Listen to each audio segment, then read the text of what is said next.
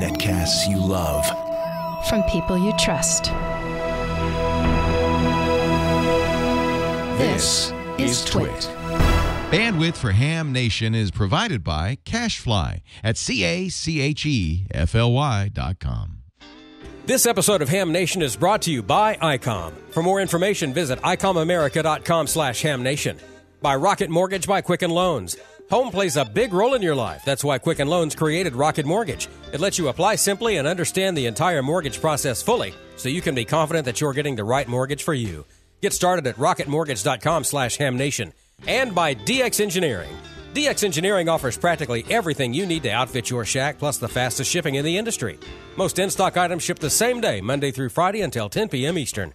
For more information, visit dxengineering.com/HamNation.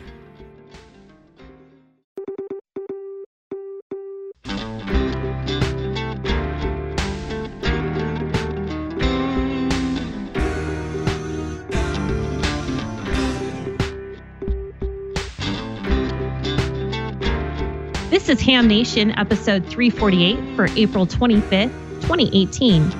Visalia International DX Convention. Good evening, everybody. You're tuned to Ham Nation. This is K9EID, and I have a whole host of wonderful people on here. Some of us back from Visalia, the great DX convention, but we got a lot of pictures of that and every other thing. But let's go see, first of all, what's going on down in Mississippi. George, how are you doing? You fixing transmitters or fighting rain?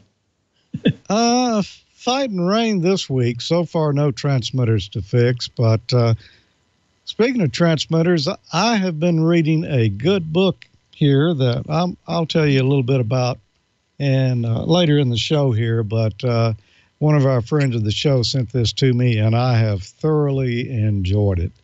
And we've got a little video from Dan in 9LVS as well tonight, Bob. Dan always does such good stuff. We need to get him on here live one of these days, darn it. Need to do that. And speaking of live, we got the live wire down on the other side of the state. How you doing, Don Wilbank? I'm great. I'm sporting my New Orleans Pelican shirt tonight because, of course, we're in the playoffs. Going into the second round, and Alex from Twit and I have a friendly wager, since we're both cigar smokers, brothers of the leaf, so to speak. Whoever loses this round between New Orleans and Golden State has to send the other a cigar. So I don't know. Alex doesn't smoke cheap cigars, as far as I know. So I'm torn as to whether I want the Pels to win or not, because, you know, there's nothing wrong with a good free cigar. And we've got the solar update from Dr. Tamitha Scove. New so hot you could light a cigar off of it, I understand. Bob, back to you. Okay, that's great. Well, let's go way out to the other coast and see what's going on with Gordo. He's got a guest with him, and he's got a bunch of pictures we're going to see in a minute. Gordo, how you doing, buddy? Well, we are fine. I apologize to the team for not being around the last couple of weeks, but, you know, Coast Guard Auxiliary duty calls. Yes, we too get great books from our ham friends. This from Captain Bob Grant, all about ham radio and pirates and things like that. Yeah, so this is good. In back of me, but soon to be in front, is Chip Margelli. Hi, Chip. Hi, Ham Nation. How are ya? And you'll be hearing more about Chip and Visalia and Bob's great organ playing shortly. And again, we've got some upcoming Ham Fest, and toward the end of this cast this afternoon, this evening, I'll tell you all about them. Bob, back to you. Okay, very good. Well, we'll look forward to hearing all of that. And I thought what we do is I got some pictures for you. And we also we'll talk about the video here at the end. It's going to play way on down the program, but you might not want to miss it. I was very fortunate to be able to play a concert at Visalia, and it was amazing how that all happened. Well, it was the 4-manual Wurlitzer, what I grew up on, and there it was in Visalia, and we did a concert there, and we're going to play just not even a minute and a half. But anyway, let's get on to the pictures. Of the 69th, I can't believe it's the 69th anniversary of this great convention in Visalia, California. It's a wonderful venue and great people. This is, of course, Eric from Elecraft, and he had his new amplifier and some of his other new goodies, and they're there showing off the good stuff. And around the corner was Flex Radio. Flex had a really good display also, and it's a good time to show your stuff to the DX crowd because they're always interested in that last decibel. And that was some little company from the Midwest. And we were showing the new parametric receive system, which is going to be released early at Dayton. We'll have some there, but I mean, the response was incredible over the top. So my 4 years of messing around with this stuff and 2 years of trying to get it built, man, oh man, it's been something, but it's great. And looky there. That's Linda and Jim from the DX store. Great friends and great friends of ham radio and wonderful people, and we always appreciate seeing them there. And that was Kathy and I who runs that show, at least the one that we just had. Various different organizations run it, but she was the head gal, and she did a great job putting it together because it's a lot of work. So thanks, Kathy. And there's a friend of Gordo's and ham radio. You got that right. That's Roger. And, you know, he's been on the show before. And Gordo talks a lot about all of his lights. That's where you want to get LED lights or any kind of connector or cable. Roger has it. And there is Miss Margelli, who had all the ham radio outlet together, and we were really pleased to be a part of their booth. It's always just nice to be alongside. So that was a good venue and a good place and good people, and Janet is one of those. And look who shows up. It's Jerry Ellison and Amy. And we had a great time with them. They even came to the organ concert because they'd never experienced a 4-manual Wurlitzer, so that was kind of fun.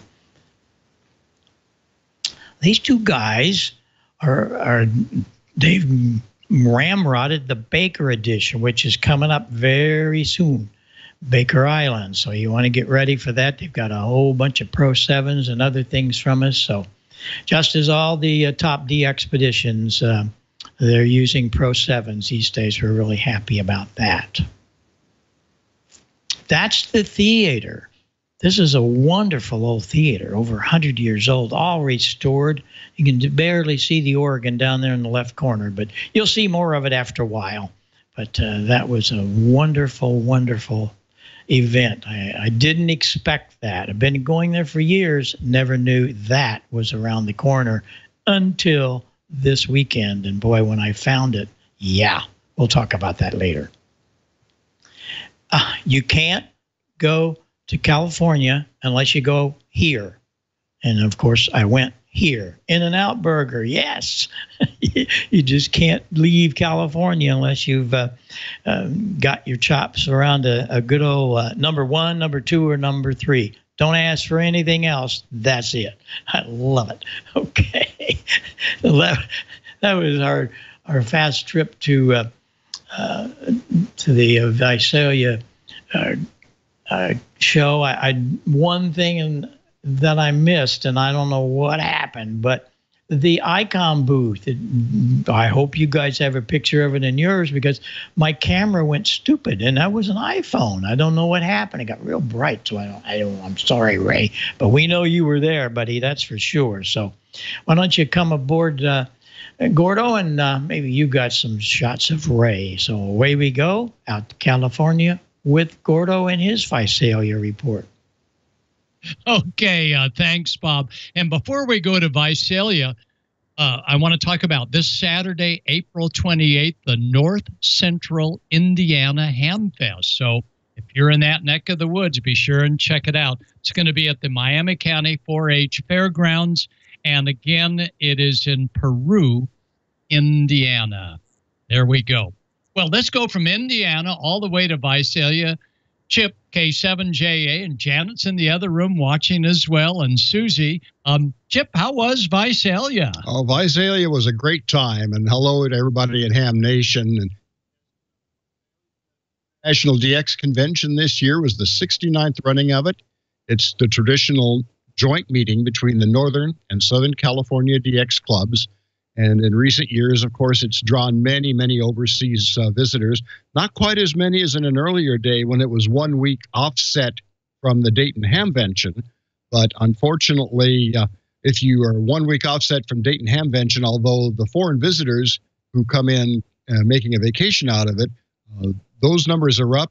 But all the exhibitors that are sending their wares to Dayton for the big, big exhibition there are really in a world of hurt to show their stuff at Visalia. So now they're separated by a month, and it seems to work out really good. I'm really glad, Bob, to see that you made it to In-N-Out. We have In-N-Out burger joints out here because we don't have White Castle. And so I think we're getting the short end of that, but there are those that would argue, and if you come to California the first time you hit In-N-Out, be sure to get animal fries. They have several things that are not on the posted menu. Get yourself your animal fries, and just trust me on it. It's really good. With that, Victor, what do you say? Let's roll some slides, Victor. The 69th Annual International DX Convention has been held for many years in Visalia on occasion, and it's been held in Fresno, and in a much earlier day it was held in Fresno. And this year, again, the 20th through the 22nd at the Marriott Hotel and Convention Center.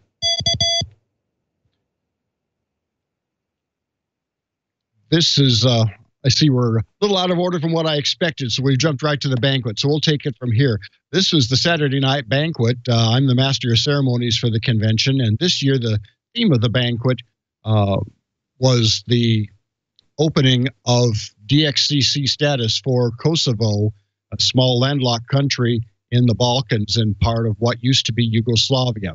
And we were honored to have Vjosa Tsaka, Zulu 61 Victor Bravo, who's the president of SHRAC, the Shoshata Radio Amatorevete Kosovas, the Kosovar National Society, was there speaking, along with Martti Laina, OH2BH, renowned DXpeditioner and Goodwill ambassador, along with Jim Fenstermaker, K9JF from the ARRL. The banquet's always a happy time. This is a bunch of crazies waving to the camera. That's actually a panorama shot. There are about 700 people there waving at the camera. These are the three speakers mentioned before: Vjosa Tsaka, Z61 Victor Bravo, and Jim Fenstermaker, K9JF, Honorary Vice President of ARRL, and Martti Laina, OH2BH.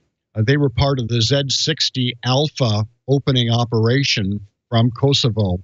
There was a 10-year effort to get Kosovo status as a DXCC country after Kosovo declared its independence in 2008. It seems that ARRL's own DXCC rules kind of got in the way of themselves, and it took 10 years of wrangling and finally some action by the ARRL Board of Directors to get the regulations put in place enough to where Kosovo was granted status as a separate DXCC country.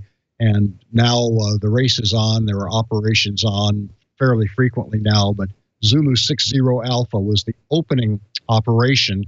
And everybody who worked to contact with Z60A in the opening operation and who was in attendance at Visalia had their QSL card stuffed in their registration envelope, and they got it when they arrived there. There's the QSL card for Vjosa Tsaka, Z61VB, the president of SHRAC and an electrical engineer by trade, and she teaches technical English at the Pristina Technical Institute. Go ahead, Victor. Oh, there we are back at the banquet again. We played the Kosovar national anthem at the banquet, and everybody stood up in honor of the national anthem. And I think Vjosa shed more than a few tears because she really felt like amateur radio had arrived in the world of DX.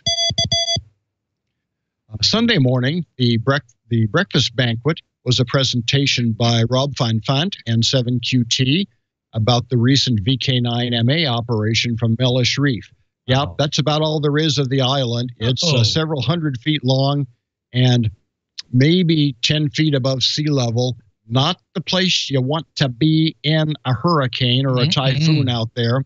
Warm water, just unrelenting heat and wind. Big challenge, but good stout DXpeditioners being what they are, they soldiered on and did a great job. And Rob did a wonderful presentation about Mellish Reef. A Sunday morning banquet wouldn't be complete without a CW sending contest. In this case, we had 3 different versions sending the art of CW. This is John Crivelli, W2GD, showing the art of QLF, sending with his left foot. And John's sending was so remarkably good, it sounded exactly the way he sends CW during the CW sweepstakes contest. And he'll kill me for saying that. So Visalia, California is centrally located, about equidistant from San Francisco and Los Angeles. And it is a convenient place. Hotels are abundant, convention facilities, and it's also just 14 miles down the road from Hanford, California, where there's some great ice cream. The dates for the 2019 International DX Convention are April 12th through the 14th, and it will be sponsored next year by the Northern California DX Club, and I'm sure that that's going to be a really good time for everybody. A U.S. Tower provided a monster crank-up tower trailer there. I believe that's either an 89-footer or a 110-footer. It's a monster.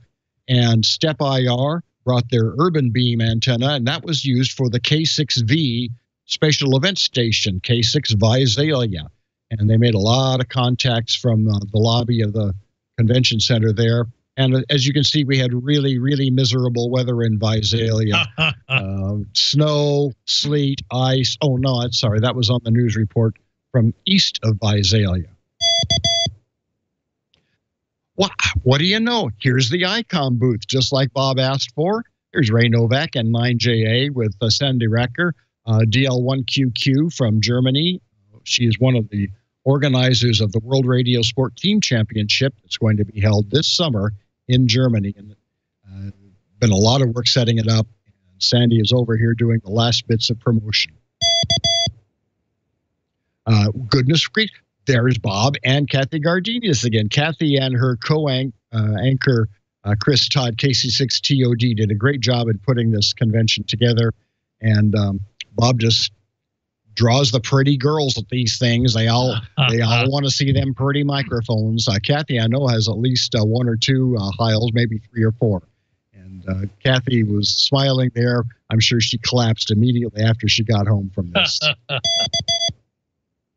And there's Janet, and another view during the setup for the convention. She just got all the boxes in place, and once again, she is smiling, which is a very good thing. Of course, Visalia is all about friendships, all about people, and all about organizing the next DXpedition. This is the Northern California DX Foundation booth, and you saw Don Greenbaum and some of the other Baker Island crew there. They are going to be putting on a big operation for Baker Island in June, and I think that it's going to be very exciting. And they come here and try to draw up some support, get some last-minute funding to pay for all that diesel fuel and gasoline for the generators. And it's a great crew, great bunch of operators, and they're very hardworking and looking forward to having a good time. We also had quite a few of the operators from the Bouvet Island operation that didn't quite make the island, but the folks in attendance at the banquet gave them a warm welcome home just the same. They were conquering heroes for just making the trip. And there's the logo of WRTC 2018, somewhat going over the side of the screen there, but it's a big two-person team championship contest in association with the IARU competition in July. And they've been doing qualifying for this for several years and fundraising. It's going to be a huge effort, and the Germans have done a wonderful job with it. There are some of the participants, either competitors or judges, that are going to be going over. Ward Silver there in the front row, and 0AX, second from the left in this picture, was one of the participants in the CW contest on Sunday morning. He was sending with a whistle. Actually, he was sending with 2 whistles.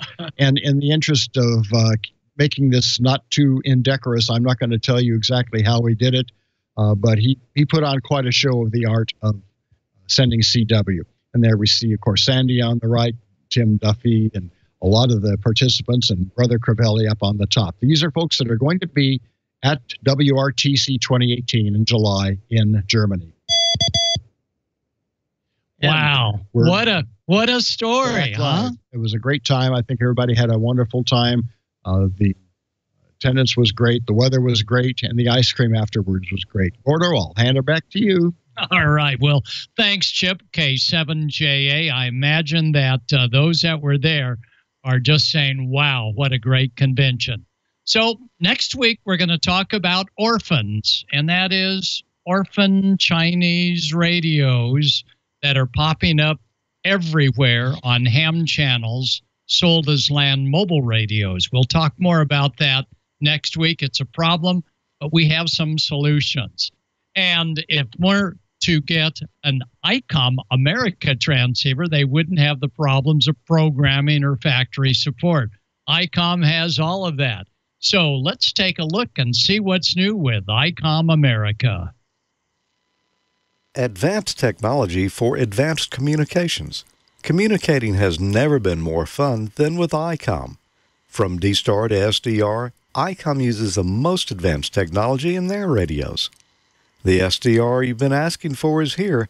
ICOM's new IC-7610 is a high-performance SDR with the ability to pick out the faintest signals even in the presence of stronger adjacent signals. The new ICOM IC-7610 is a direct sampling, software-defined radio that will change the world's definition of a SDR transceiver. RF direct sampling system, 110 RMDR, independent dual receivers, and dual digicell. Whether you're looking to enter the world of D-Star or need a backup D-Star portable for your Go kit, the ID31A Plus is the perfect radio. Easy to operate, the ID31A Plus is available in silver, red, or gold. Worldwide communications, share pictures and text messages, and it's IPX waterproof, compact, lightweight, and tough. Find out more about all the great new ICOM radios. Visit icomamerica.com/amateur. Going to Hamvention 2018. Become one of the 100 lucky winners to take home a limited edition swag kit. Visit ICOM's website to enter into this April contest today. And you can tune in and enter to win after each episode of Ham Nation. Go to icomamerica.com/hamnation. Register to win some great swag prizes like T-shirts and hats. While you're there, learn how you can win the monthly grand prize drawing for a new radio. For April, that's the ICOM ID5100A, innovative 2-meter, 70-centimeter mobile with touchscreen. Of course, it does both analog and D-Star. DV dual watch, built-in GPS, an SD card slot for voice and data storage, DV and FM repeater list function, and there's a Bluetooth and Android app available, and lots more. A really great dual band rig. So go to icomamerica.com/hamnation after this episode and each episode of Ham Nation and register to win. Sign up, good luck, and don't forget to follow ICOM America Inc. on Facebook and Twitter. And I got a special event that will be coming up not this weekend, but next weekend. It's going to be at the Lafayette Science Museum in Lafayette, Louisiana. ICOM, in cooperation with a lot of other D-Star experts, will be presenting Triple D+1. It's a D-Star conference held right there at the Science Museum, Lafayette, Louisiana, May the 5th, which is a Saturday, starting at 9 a.m. They're going to have prizes there. They're going to give away one of these ID 5100As there, as well as an ID 4100. and an ID 5100A. So some great prizes there. They're going to have jambalaya and pastalaya. Ray Novak, Will Jourdain from ICOM, John Davis from Georgia EMA and dstarinfo.com, Ed Woodrick, Jim McClellan, all the people that really have contributed a lot to D-Star over the years will be there, as well as some ARRL representation too. So Lafayette Science Museum, Lafayette, Louisiana, May 5th, 9 a.m. Be there. And if you can't be there, I'm going to be there, and Tommy's going to be there. We'll be streaming this event on live.amateurlogic.tv. Join us there if you can't attend in person, and learn a little more about D-Star and some of the innovations that have taken place and some of the different products and different manufacturers supporting it. Thanks, ICOM, for sponsoring us here on Ham Nation. And now I think we've got our friend Don with the news. You know what? I may have to try to make that D-Star conference, since I didn't make the Rain Ham Fest, which is right there in Lafayette. And since you're going to be there, and Ray's going to be there, and Will's going to be there, and a bunch of other people, I'm going to try to make that. I'm going to put that on my to-do list. Speaking of great radios, we're heard on a fantastic, great shortwave radio station. That's WTWW, 5085 and 12.105. You can listen to us right now, as a matter of fact. They carry the audio from Ham Nation. They carry Amateur Radio Newsline and a bunch of other cool stuff. Bob Heil's organ music is carried on there all the time, some great country music. And if you have anything of note for the amateur radio community, you can just email that to email@wtww.us, and they'll announce it for you. And in fact, I got a phone call from Ted Randall, the head muckety-muck there at WTWW yesterday on the way home, and he was telling me about some of the things that they did while in Vegas at the NAB, the National Association of Broadcasters Convention. One of the things they did was broadcast live from Area 51. They do that every year. And hopefully you got a chance to catch that. I think it was April 12th, I believe, is the night that they actually did that. Oddly enough, the night, I believe it was the night that Art Bell passed away, oddly enough. So, and Ted told me he was actually in contact with Art that night. So I think that Art probably died listening to WTWW. And I'm not sure that that's been made public, but you heard it here. And just, you never know what you're going to hear on WTWW. It's a ton of ham radio stuff, and so you definitely should do your best to try to listen to that periodically. Speaking of the news and the latest from amateur radio stuff, let's go ahead and get that from Amateur Radio Newsline. Then we'll come back and have some information from Dr. T. From Amateur Radio Newsline Report number 2112, these are the Ham Nation headlines for Wednesday, April 25th, 2018. On Tuesday, April 17th, 8 wildfires broke out in Colorado, where the National Weather Service had declared a red flag day due to dangerously high winds and low humidity. Christian Kudnick, K0STH, picks up the story. Evacuations began quickly during one fire about 20 miles southeast of Colorado Springs. 50-foot-high flames swept through at 35 miles per hour. Ron Cook, KE0ILD, looked outside of his home and saw he was surrounded by heavy black smoke.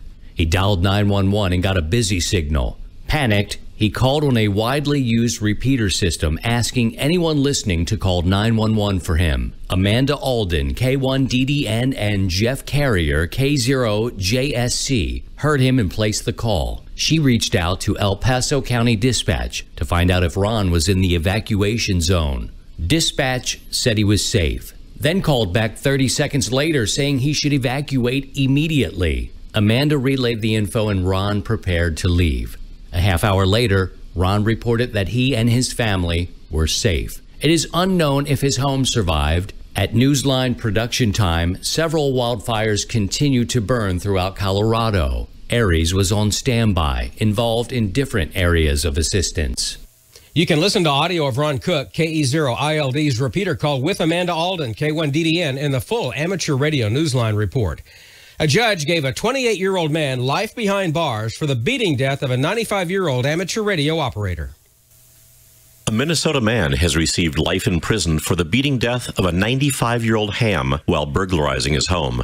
Isaiah Thomas was sentenced on April 9th for the killing of Albert Leyline, W0NHW, in his Anoka, Minnesota home on Thanksgiving weekend in 2016. Albert was also a retired radio engineer who worked at radio station WCCO.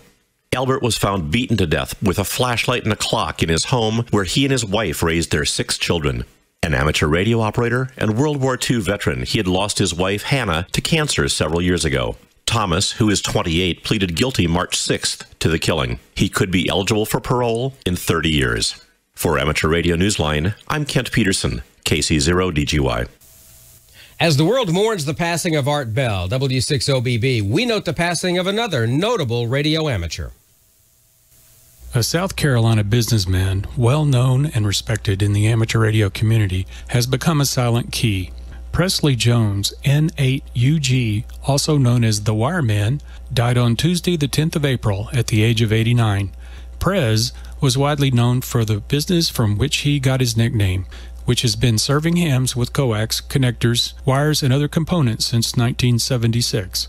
A note on the company website said, quote, "We are thankful for his dedication and contributions to the amateur radio community for over 45 years. He was a great teacher and speaker with a one-of-a-kind approach to communications and a down-to-earth mentor." End quote. Rest in peace. For Amateur Radio Newsline, I'm Kevin Trotman, N5PRE. There are 5 weeks left in the nominating period for the 2018 Bill Pasternak WA6ITF Amateur Radio Newsline Young Ham of the Year Award. You'll find full information and the nominating form on our website, www.arnewsline.org. Just look at the top under the YHOTY tab. Nominations close at midnight on Thursday, May 31st. And for the rest of this week's Amateur Radio News, please listen to the full Amateur Radio Newsline report online on a repeater near you or on shortwave radio station WTWW at 9930 and 5085 kilohertz. And that's all from the Amateur Radio Newsline, your independent source for amateur radio news for 4 decades and counting at www.arnewsline.org. With Christian Kudnick, K0STH, Kent Peterson, KC0DGY, Kevin Trotman, N5PRE, Karen Eve Murray, KD2GUT at the news desk in New York, and our news team across the globe. I'm Don Welbanks, AE5DW. 7-3. We'll see you next time here on Ham Nation. Well, Dr. T just got back from Switzerland, so we do not have her live nor via video. You know, she was live from Switzerland with us last week, or from via video from Switzerland last week. We don't have either of that tonight, but I do have some information from her and some slides to show you. So let's go ahead and get into the solar storm and aurora 5-day outlook. She tells me that although a weak coronal hole is rotated into the Earth's strike zone, we're only getting sporadic pockets of fast wind. Active to mild storm conditions are possible along with aurora at high latitudes early into the weekend. And at mid-latitudes, only unsettled conditions are expected. Overall, the weak storming might boost amateur radio propagation, especially on the night side, but expect things to quiet back down over the weekend. And your flare and solar radiation storm outlook, a large active region, that's number 2706, is gracing the face of the sun this week and boosting amateur radio propagation on the day side. Very low-level flaring is continuing, but no threat of big flares or radio blackouts. The solar flux has returned to marginal conditions for radio propagation, which will last over the next 3 days and then gradually taper back to poor conditions as this region begins to rotate to the sun's backside near the end of the week. And you really should follow her on Twitter. Her handle on Twitter is @TamithaScove, and we can get a picture of her. That's her Twitter page right there. She's known as the Space Weather Woman, and that's her website as well, spaceweatherwoman.com. And she also does a lot of stuff on Periscope, @TamithaScove on both Twitter and Periscope. So you certainly would cannot go wrong by following Dr. T on Twitter, that's for sure, because she posts all the time from no matter where in the world she happens to be. So good stuff. Great friend of the show, and she's studying for her ham ticket still. She's extremely busy, but she's working on it. We're going to get into a little smoke and solder here right after I tell you about Rocket Mortgage by Quicken Loans. This episode of Ham Nation is brought to you by Rocket Mortgage by Quicken Loans. And the reason that we want to tell you about Rocket Mortgage is because it's really a cool idea. It has revolutionized borrowing money for a home. The mortgage experience, frankly, was not keeping up with the times. It was dated. difficult, needed a client-focused technological revolution, quite frankly, and that is exactly why Quicken Loans created Rocket Mortgage. Rocket Mortgage gives you the confidence you need when it comes to buying a home or refinancing your existing home loan. It's simple, allows you to fully understand all the details and be confident you are getting the right mortgage for you. It's convenient. Their trusted partners allow you to share your financial information with Rocket Mortgage literally at the touch of a button. It's extremely powerful. Whether you're looking to buy your first home or your 10th, Rocket Mortgage is able to perform thousands of calculations in seconds. And based on your income, assets, and credit, Rocket Mortgage can analyze all of the home loan options for which you qualify and find the one that is just right for you. Rocket Mortgage by Quicken Loans. Apply simply, understand fully, and mortgage confidently. To get started, it's very simple. Go to rocketmortgage.com/hamnation. That's rocketmortgage.com/hamnation. Rocket Mortgage is an equal housing lender licensed in all 50 states, NMLS ConsumerAccess.org number 3030. And we thank Rocket Mortgage for their participation in our little presentation here tonight on Ham Nation. It's time to get into some smoke and solder now. George, what have we got tonight? Well, tonight, Don, you know, we all get these dual band radios, and most of them will crossband repeat, but it's not spelled out real plain right there in the manual how you do that. Well, Dan has got a video tonight here to show you how to do that with one of ICOM's new low-cost mobile radios. So let's take a look at that, and then we'll be back. This video is on the ICOM 2730a, how to set up crossband repeat. First of all, let's do a quick Google search. I just type in ICOM IC-2730a crossband. And as you can see, the third one that comes up is the knowledge base. You click on that one, that brings you to this page. There's the general manual, the CI5 controller manual, and then the crossband addendum manual. So download the crossband manual, and that gives us this. The steps will walk you right through. In my case, I'm resetting the entire unit. We had several repeaters in the area that switched PL tones, and I kind of wanted to reorganize the way the channels were set up anyways, so might as well blow it out from square one and go from there. So when you start out with the radio, you'll come up to this screen. So we turn the rig back off. Now we're going to hit the main band button on both sides, as well as the monitor duplex button, and then power it back on. Once we power the unit back on, we're going to hit the menu button, rotate the tuning knob to select external menu, and press MW, which in menu mode is our enter key. Rotate the knob to select other. Press MW again. Rotate the knob until you see RPT space M, and push MW. Rotate the knob until you see start. Hit MW again. Rotate the knob again till you get to yes. Press MW again. And at this point, you'll see something that looks like this. To stop it, all you have to do is press menu, turn the knob to yes, and press MW again. That's all there is to it. I hope this video has been helpful, and 7.3 from N9LVS. And thanks for that helpful video there, Dan. You know, Dan is our wiki master here at Ham Nation. He does all the show notes for us every week and keeps that up to date. We really appreciate it.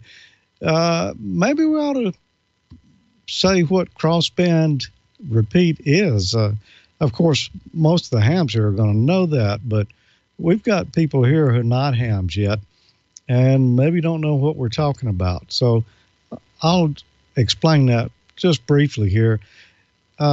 Dual band radios mean that there's a radio we've got that has two different bands in it in most cases.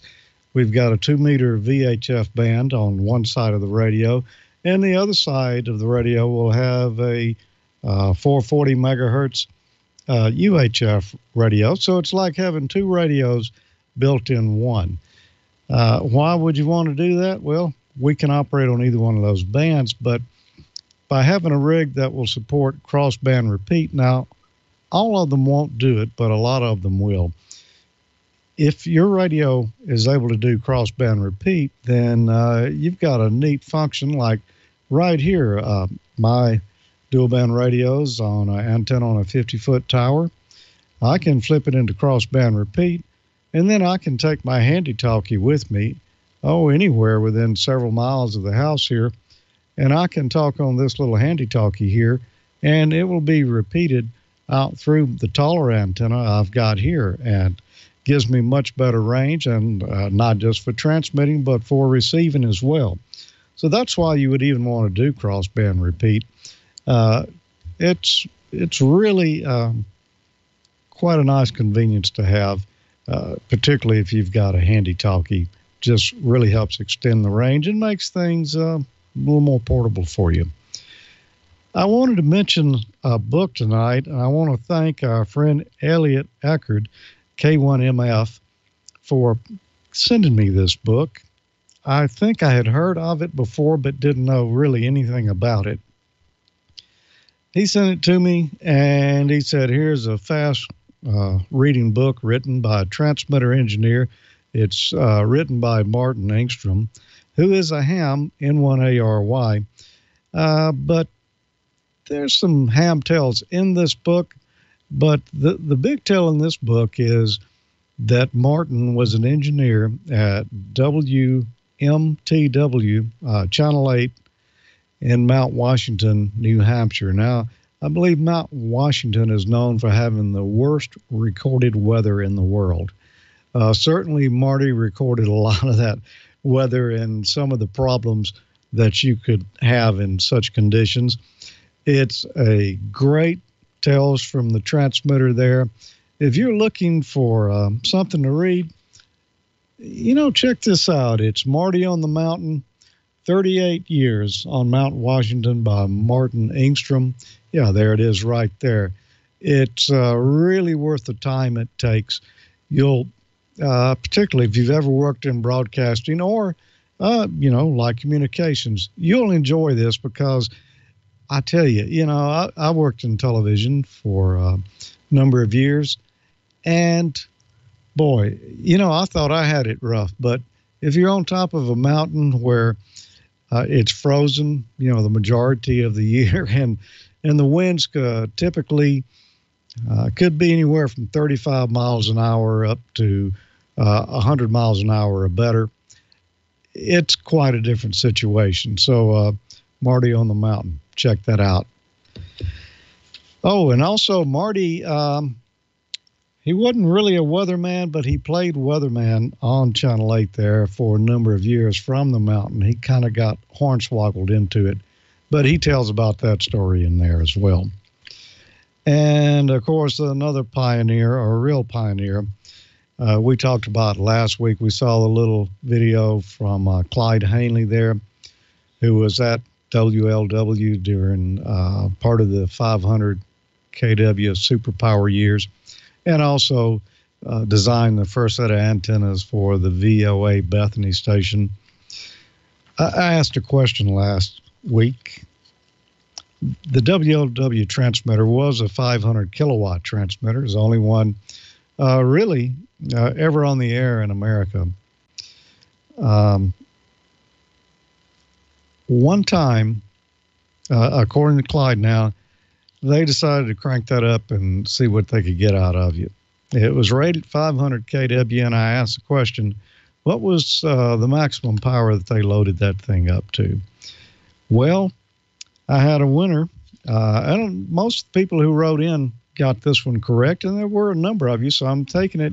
You probably went and checked out that full-length video of Clyde, and that's it. If you just do a search, or go to amateurlogic.tv, it's there, or go to the Amateur Logic YouTube page and search for Clyde Hanley, you'll find it. It's worth the 50 minutes that you'll spend with it. But Lloyd Frisbee, KM6FFD, or excuse me, KM6FDD, said, George, they cranked it up to 700 kW. That is correct, Lloyd. Wow. Can you imagine 700 kW. Well, that I can't, not on the AM broadcast band, but Clyde actually witnessed it happen. So there was a little extra headroom built into that old RCA. Well, we're going to send this to you, Lloyd. As a matter of fact, I think MFJ maybe shipped it out today. It's the MFJ 148RC dual clock. It does 12 or 24 hour. It's radio controlled, so you never have to set it yourself. I keep mine set for the local time on one side and UTC on the other side, and you just set it once and it stays synchronized all the time. It's also got a built-in 10-minute timer on it. A great clock for your shack. You'll always know your local time and UTC without doing any calculating. So thanks, MFJ, for providing that. Next week, I've got another prize here, and it's going to be one of these nice DX Engineering canvas tote bags. You know, these are really heavy-duty tote bags. These are not Walmart shopper bags by any means. Real thick, heavy-duty canvas, perfect for your next ham radio outing. I use mine to carry coax, extension cords, all that kind of stuff to field day or whatever outdoor event I'm going to. Very rugged. I'll probably never need another one because this one's going to last so many years. Great tote bag there. You can get those at DX Engineering, or, why not try your luck too? I've got a question here. I'm going to take out a Gordo's General Class Amateur Radio Study Guide. As a matter of fact, Friday night at 8, Tommy and I are going to be on hamcollege.tv. That'll be on live.amateurlogic.tv. We're going to be reading this particular question right here, along with a number of others, and covering them thoroughly as to, what all the answers are and what all the answers aren't. But this one, which of the following antenna types will be most effective for skip communications on 40 meters during the day? Is it a vertical antenna? Is it a horizontal dipole placed between 1/8 and 1/4 wavelength above the ground? Is it a left-hand circularly polarized antenna or a right-hand circularly polarized antenna? Which of those is going to be most effective for 40-meter skip during the day? If you know the answer, send it to me, hamnationcontest@gmail.com, and you might win this DX Engineering tote bag. Thanks for providing that for us, DX Engineering, and for being a sponsor here on Ham Nation. As a matter of fact, I think, Don, maybe you have a little message for us from DX Engineering. I do, but first I want you to hold that book up again. Let me see the cover of that book that you have there. Let me tell you something. If your station vehicle is a snowcat, you got problems. If you need a snowcat just to get up to the tower, that has to be just some seriously bad weather up there on Mount Washington. That's amazing. I'm captivated by that picture just for the fact that there's a snowcat in there. That's amazing. I'm going to have to pick up a copy of that book and read that, because that's fascinating to me. Absolutely fascinating. Yeah, if you need a snowcat to get up there and do maintenance on your broadcast facility, you got problems. But you probably don't need a snowcat to do a little maintenance on your ham station, and that's where DX Engineering comes in, because station performance is not always about having the latest and greatest radio or the biggest and best antenna design. Having reliable supplies to keep your shack in top shape can make all the difference in the world. And the good news is you'll find everything you need at DX Engineering. From toolkits to soldering and cleaning supplies, DX Engineering offers a range of toolkits for making quick and easy work of prepping and installing connectors for coaxial cables. Because if you don't got the wire between the radio and the antenna, well, you ain't got nothing. Kits come with a set of precision-designed and rugged tools like cable grippers, cable strippers, replacement blades, braid trimmers, cable cutters, easy threading assembly tools. All are stored in a custom carrying case perfect for field work. There are 3 popular kits. There's the Coaxial Prep Toolkit for crimp connectors that will work on your 400 Max, your 8U, 213U, LMR 40, 8X, and LMR 240 size cables for installation. using crimp-style PL259s, Ns, and BNCs. They have a basic kit tailored for RG213 and RG8 with solder-type PL259 connectors. Then they have the complete kit, which gives you added tools to work with RG8X cable and solder-type PL259s and N connectors. Now, Cage, or CAIG, C-A-I-G, I'm not exactly sure how to pronounce it because I haven't really heard of this company, but you've heard of their products. And this is a company that you can trust because they make Deoxit. I know you've heard of Deoxit. You may not have heard of Cage, but you've heard of Deoxit. And for gold-plated connectors, choose the Deoxit Gold G-Series spray. It's formulated to prevent dendrite and fretting corrosion. The Deoxit D5 dissolves oxidation and corrosion to give you better conductivity. It's been shown to reduce arcing, RFI, and connector wear. The Cage cleaning kits include the popular cleaners bundled together in a handy case, ideal for tossing in a Go Kit, a glove box, or your MCOM trailer. DX Engineering carries the full line of Cage sprays and washes. And DX Engineering is also your source for soldering supplies from leading manufacturers, Isotip, ECG, Kester, Velleman, and American Beauty. You've heard of all those. Choose from the very best heavy-duty and pencil-style soldering irons built to handle constant use from 30 all the way up to 300 watts. And you need something big if you're going to be soldering a bunch of PL259s. DX Engineering also has a great selection of solder, silver-bearing solder paste, desoldering irons, cordless rechargeable soldering irons, great for a go bag, butane torches for heat shrink, butane soldering kits, solder starters for beginners. They have it all at DX Engineering, and DX Engineering ships faster than anybody else in the industry. Most orders placed before 10 p.m. Eastern Time are shipped the same day. With proven products and expert advice, DX Engineering helps you shrink the globe. Request your catalog or just go online and shop 24/7, 365 at dxengineering.com/hamnation. They help us out a lot here at Ham Nation, putting our little dog and pony show on the air for you, and we do appreciate everything that they do for us. We love the folks over at DX Engineering. Fine folks, very knowledgeable, best in the business. Speaking of very knowledgeable and best in the business, our own Dr. Bob Heil continues on with the Pineboard Project. And what are we doing tonight, Bob?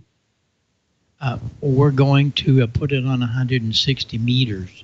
Woo! Hey, first of all, I never go to anywhere without this. In fact, my handles are getting worn. I'm going to have to do something. I got to tell you a really cool thing about the DX Engineering bag.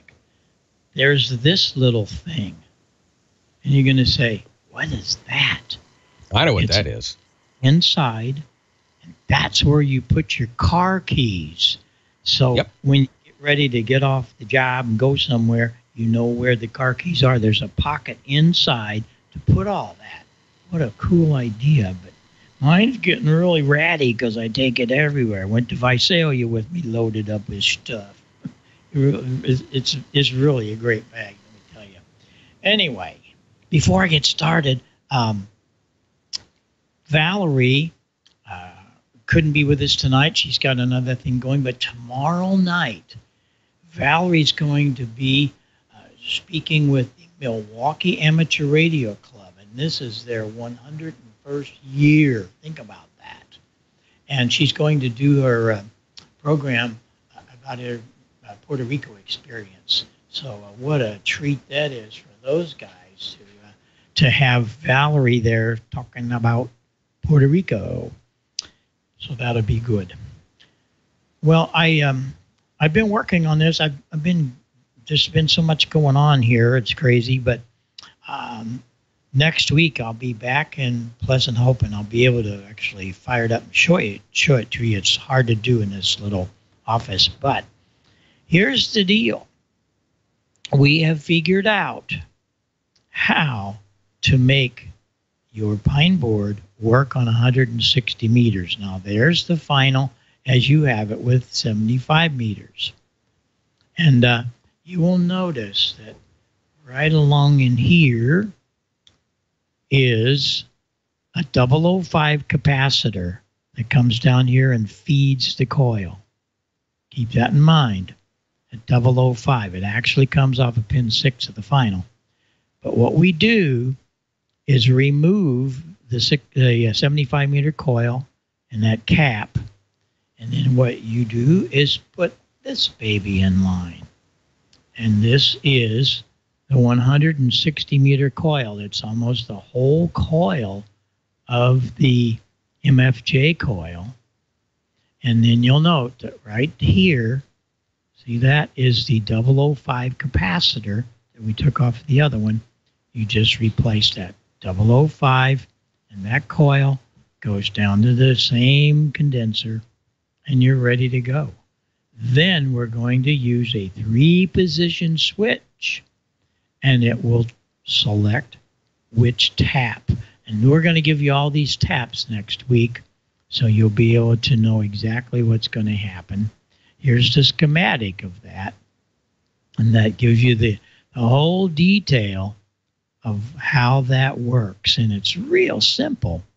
One thing that I did in addition to that is I used, instead of just a regular single pole 3-position switch to change the band and the coil taps, I used a 3-position, but it's 3-pole, and it changes the crystals and changes anything else you would like to do. We also added the relay, the antenna relay. And it's really cool, but this will get you kind of started and thinking about what to do to make all of that work. And we'll have it all fired up next week.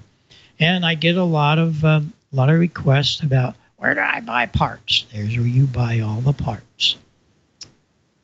Antique Electric Supply have most of them. They keep running out, but they're back ordering like crazy. But there's where you buy them. You can buy the crystals from Bry, AF4K. Great crystals. They work really good. The relay, the antenna relay, comes from Gateway Electronics. And if you've never been to Gateway Electronics website, check it out. It's really good. They got a lot of things going on. And the tubes, they're going to come from my good friend Mike, and he really has really good tubes, and so you wanna check him out. And last but not least is the coil, and that 2.5 millihenry choke is going to come from MFJ. Ever looked at their parts? Oh my gosh, they have all kinds of parts available to us. So you want to check that all out. We'll continue on next week with the firing up at the 160 meters, but it sure works good.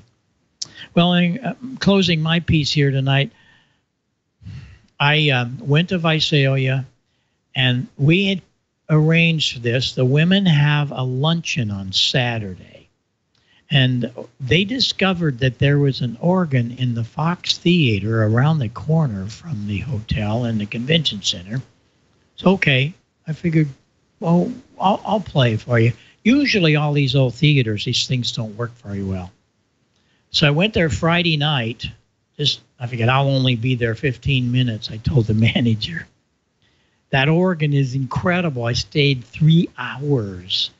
When you get on these guys, it's just like, wow.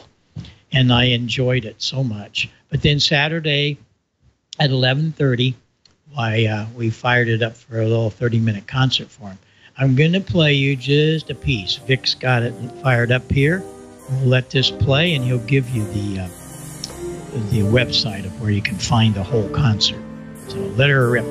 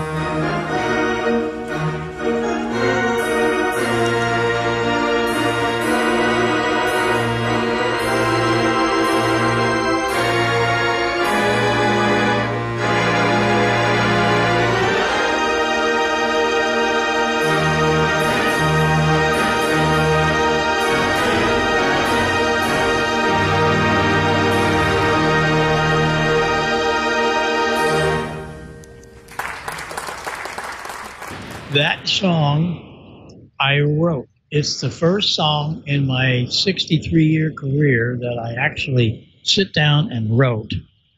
It just came to me one day. I was walking up the stairs of the organ loft in Pleasant Hope, and it didn't come out too well. The organ is very powerful there, so overloads the microphones a little bit. We weren't set up to do that.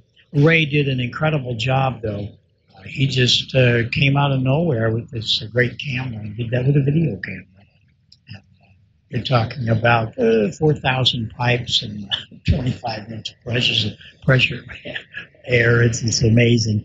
But anyway, that's the theme from Dr. Blue Shore is what I call it. I don't know what Dr. Blue Shore. I don't know where I got the melody. And I certainly don't know what I did for the title. However, you go to the Library of Congress, I have it copyrighted. And yes, I have a couple of music teachers and professors at MSU think it should be the theme of a television show. Who knows? Anyway, a lot of guys and gals are asking me a lot, and I don't want to bore all of you with it, but you can go look at the site. You might want to put that up before we get off of here tonight, Vic. And it's a YouTube. I think if we just, and there's other YouTubes up there too, so you might want to just check it out, and you'll be able to catch the site. It's a YouTube site. Well, we're going to take a trip out to Colorado and visit with the lady that's been saving lives. Amanda, you are something special, you and Mr. Jeff. Thanks a lot for all you're doing, and give us a little insight of what you've been doing. Go ahead. Well, thank you. And Jeff is here too. Say hi, Jeff. Hello. It was an incredible moment last Tuesday, I'll tell you that. But thank you so much, Bob. First of all, I do have to say those shoes and socks were mighty sexy on the organ. Those are great shoes. I don't know where you got them, but they're awesome. It all has to match. They're awesome. Now, let me ask you another question. Jeff is on here, and he's not here to talk about the fires. He's here to talk about something else. So I'm going to ask you first, Bob. Can you work a D-Star repeater from your home in Pleasant Hope? Probably not, right? What was the question? Can you work a D-Star repeater from your house in Pleasant Hope? I'm having trouble hearing you guys. I'm sorry. One more time. All right. Can you work a D-Star repeater from your house in Pleasant Hope? No, not that I know of. No. All right. And Don, same thing, right? You don't have a repeater nearby? I do have a repeater fairly close by. It's on the Louisiana side, and I'm trying to remember the name of the town, but it's I can work it with 50 watts, but that's really about it. So. Okay. Well, we're here to talk about some ways you can get on D-Star, as well as some other digital modes if necessary. And Jeff's going to explain what MMDVM is. So, Jeff, tell us what MMDVM is. All right. There's a couple of different incantations of this. One of them is a modem, and it fits onto a Raspberry Pi, and it allows you to connect the modem to a transceiver or a transmitter and receiver, and you can make a full duplex repeater that will do D-Star and several other digital modes. There's another version of this that fits onto a Raspberry Pi, and it's a hotspot, so it has a little low-powered transceiver that is part of it and allows you to do D-Star. And is it as good as a D-Star stack, the whole repeater? Probably not. We could debate that for probably weeks, but they'll do DMR, they'll do P25, they'll do Yaesu System Fusion, and recently Kenwood's commercial NXDN, which probably isn't terribly popular, but they will, I guess, do them. So I won't debate whether they're better or worse than an actual repeater that's made for that. And there's there you go right there. So if you're not in range of a site that has a D-Star stack, that may be a good way to go. And a couple of things about this. We built one here, but we decided that we would deploy it in a town nearby us that has more users so they could get more use out of it. So it's no longer here at our house. Otherwise, we would be showing you a live version of it. So, Jeff, looking at the info when people search in MMDVM, you can see that there's kind of a couple different ways you can get on the air with it. You can do a hotspot or it can act as a modem. You want to describe just a few of those quickly for us? There are several, and I've only used the repeater builder guys sell a modem that you can connect to a transmitter or receiver and make it a full repeater, or it could be a simplex hotspot at higher power. But there are a lot of different versions of this. I can't speak to all of them. It works quite well. The repeater builder guy's modem works quite well, and we actually connected it to an old commercial Kenwood TKR 820, I think it was, old commercial Kenwood repeater, and it does 4 of the digital modes that are pretty common, and works quite well for what it is. It was about $80, so So it's pretty cost effective. That's great. Now, Victor, do you want to go ahead and show those pictures that I sent you? There's just a couple to breeze through. That's kind of the interface of it. Now we're talking, this thing is about 3 inches by 4 inches. It's very small. So it's about the same size as your Pi, basically. And you can go to the next one. See there, it's showing you the person's call sign and that you're on the D-Star digital part. Jeff, do you want to add anything to this? Sure. They do 4 or 5 different modes depending on what you have. So obviously, if it's active during D-Star, then only people can use it during that mode. So there are interesting aspects to a repeater or even a hotspot that does 5 different modes. Is that folks that use it need to get used to. It can only be active during one mode at the same time, or at one time. But there you go. It'll do D-Star, DMR, P25, System Fusion, and some of the newer ones are doing a 5th mode, which is Kenwood's NXDN. But there you go. And I think a lot of you have in the past looked at maybe doing DVAPs, which are the dongles and things like that. And I don't think they're as, what's the word I'm looking for? They don't have the variety. Is that correct? Well, a DVAP does D-Star, and that's all. And there are some other devices that only do one or another digital mode, and that's I think that's K0GUR's lash up there that does. It's connected to an MTR 2000, I think, old commercial repeater, and he's doing all 4 digital modes, I think. So, yeah. Unfortunately, there are a lot of different versions. It's interesting to talk about, and I can't comment on every single one of them, but there's a lot of different bits that you can put together with this. All right, and one more question. Kind of give me a cost. What does this cost to invest in to get you on the air? Raspberry Pi, one of these guys, $35 or $40, and then the MMDVM. If you buy the modem, is from the repeater builder guys, is I think $85. I just bought a couple, or a few. So there's no way to build one yourself, though. You do have to buy the component from the MMDVM guys. Is that correct? I think there are schematics out there. I mean, a person could probably build one if they really wanted to. Yeah. Well, we'd love to see some home brewing. So, all right. Thank you, Jeff, and thanks, Victor, for showing those pictures. I appreciate it. It's just another way you guys can get on the air without even knowing it. All right. Let's go to some questions here. Let's see. The first one was for Bob. Actually, this comes from Tim, K5TMH. Bob, where can I find 4-pin XLR connectors for building audio cables? Come on, heilsound.com. Yep, they're on the Heil Sound website, right there.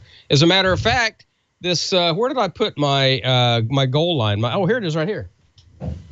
The goal line comes with a 4-pin XLR right in the end of it.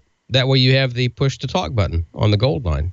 I've had this mic forever. You can get those plugs right at heilsound.com. All right. Well, there you go. That's a pretty easy one. Heil Sound. Let's see. What else do I have? George, this one is... Oh, no, wait. You answered that on there. I have an announcement. Brad, NK8J, says his fiance is a technician class ham working on her extra. Her name is Alicia. Her call sign is KE8IBO. And let's send her some well wishes to pass that course ASAP. Woo-hoo! So good luck, Alicia. Also, Keith, N6GKB. Thanks, Gordo. He says, I used your book and I upgraded to General this past weekend. So congratulations to you too, Keith. Love to see people upgrading. It's a fun time. And that's really all the questions I had for tonight. Everyone covered everything so well. So I'd also just like to say thanks, Chip, for joining Gordo tonight on the show. That's always wonderful to have some extra guests. So with that, Bob, take it away. Okay, if this thing will work. I've been having what going on between me and Skype. So we'll make it happen. Thanks, everybody. It's been fun and lots of information tonight. So we'll be back here next week on the same channel. Yes, Ham Nation on Twitch. So tell your friends and meet you back here next Wednesday. Until then, 7-3, and be sure and listen to all the nets afterwards. We want to make sure you get in and get in the fun. There's a 40 meter and 20 meter. I don't know if 20's going yet, but dial around. You'll find them. And also, don't forget the wiki. There's a lot of information there. So 7-3, everybody. We'll see you right here next week. Bye-bye for now.